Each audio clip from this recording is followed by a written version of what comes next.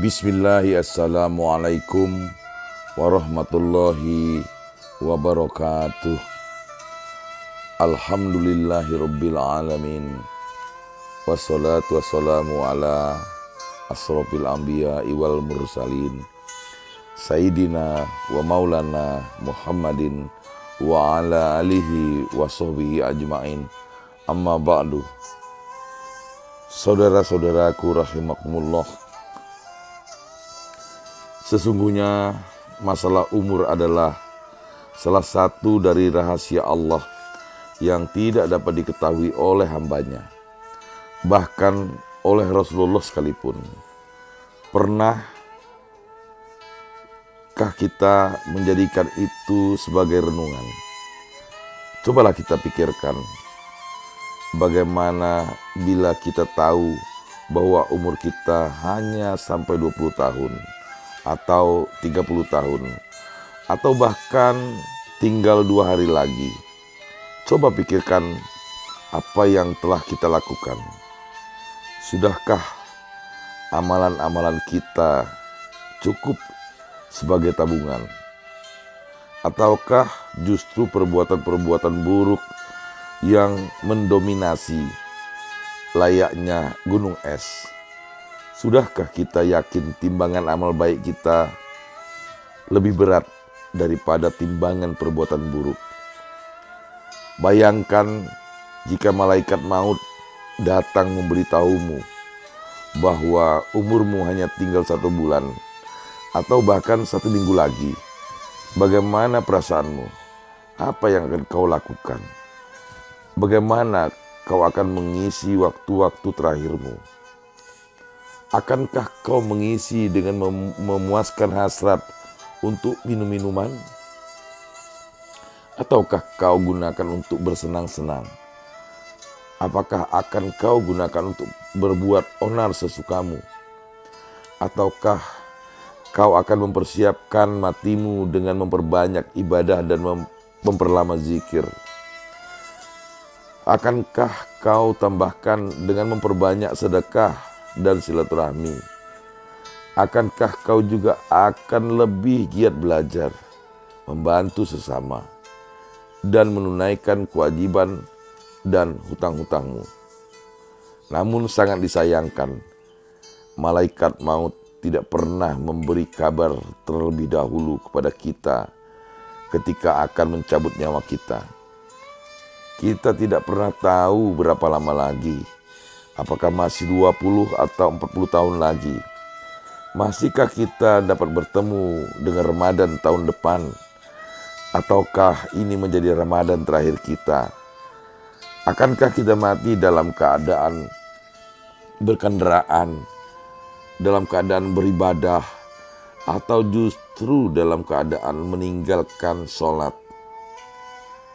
Malaikat maut tidak pernah memberikan surat pemberitahuan terlebih dahulu kepada kita bahwa nyawa kita akan segera dijemput. Tetapi malaikat maut sesungguhnya telah dan senantiasa memperingatkan kita akan kematian melalui kematian sipulan, memperingatkan kita dengan keikutsertaan kita memandikan jenazah sipulan, lalu menguburkannya. Kita sering lupa bahwa saat itu malaikat mautlah yang datang. Itulah yang hendak menjadi renungan kita, bahwa kita pun akan segera menyusul mereka, cepat maupun lambat. Saudara-saudaraku, salah satu hikmah besar dirahasiakannya bilangan umur kita adalah agar kita tidak tahu kapan kita mati.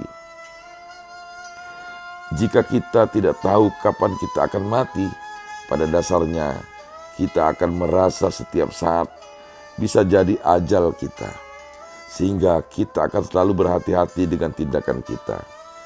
Seandainya Allah menghendaki semua manusia mengetahui kapan ia mati, di mana ia mati, dan bagaimana ia mati, tiadalah berarti keistiqomahan para hambanya dalam keimanan dan ketakwaan. Sebab semua orang bisa mempersiapkan keimanan dan ketakwaan tersebut menjelang kematian, tidak harus sejak awal. Sungguh, hanya sedikit manusia yang selalu menghiasi umur dengan ibadah. Lebih banyak manusia yang terus berbuat dosa hingga akhir hayatnya. Maka segala puji bagi Allah yang maha sempurna perhitungannya. Allah sangat memahami betapa manusia senantiasa berada di antara kecenderungan yang baik dan buruk. As-Sam 8. Maka Dia menyelamatkan manusia dari fitrahnya dengan jalan menjadikan umur sebagai hal gaib yang tidak diketahui manusia. Untuk apa? Agar manusia selalu berhati-hati dalam hidupnya dan selalu berada dalam kebaikan. Saudara-saudaraku yang dirahmati oleh Allah Subhanahu wa taala, ada sebuah kisah di musim panas yang menyengat. Seorang kolumnis majalah Al-Manar mengisahkan, musim panas merupakan ujian yang sangat berat, terutama bagi muslimah, untuk tetap mempertahankan pakaian kesopanannya. Gerah dan panas tak lantas menjadikannya menggadaikan hak. Berbeda dengan musim dingin, dengan menutup telinga dan leher, kehangatan badan bisa dijaga.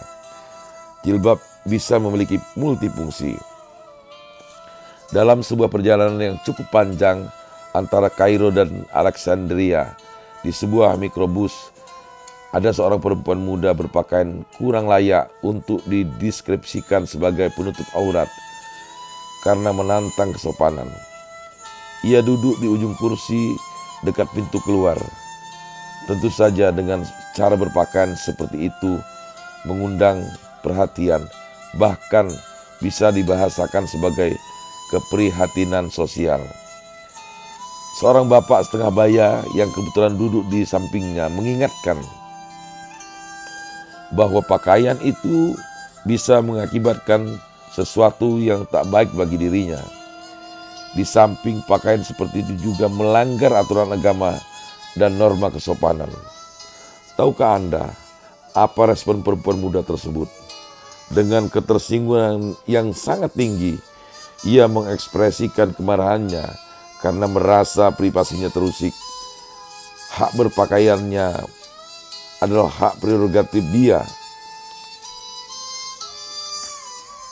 Saudara-saudaraku, pada detik-detik berikutnya, suasana pun hening. Beberapa orang terlihat kelelahan dan terlelap dalam mimpinya. Tak terkecuali perempuan muda itu.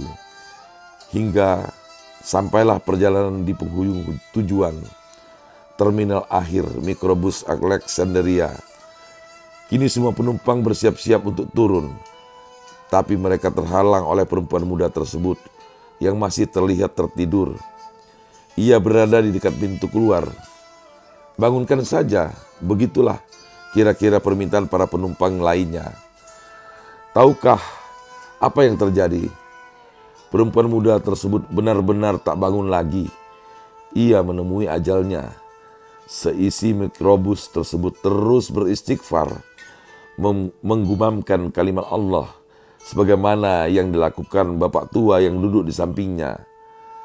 Sebuah air yang menakutkan, mati dalam keadaan menantang Allah.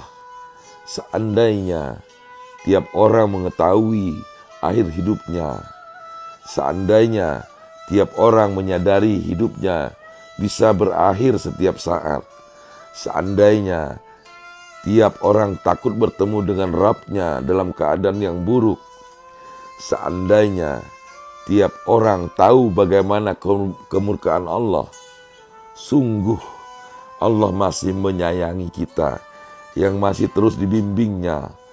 Allah akan semakin mendekatkan orang-orang yang dekat dengannya semakin dekat. Mereka yang terlena seharusnya segera sadar, mumpung kesempatan itu masih ada. Saudara-saudaraku, mudah-mudahan kita dapat memetik hikmah dari apa yang telah saya sampaikan. Lebih dan kurang mohon maaf. Billahi taufiq wal hidayah. Wassalamualaikum warahmatullahi wabarakatuh.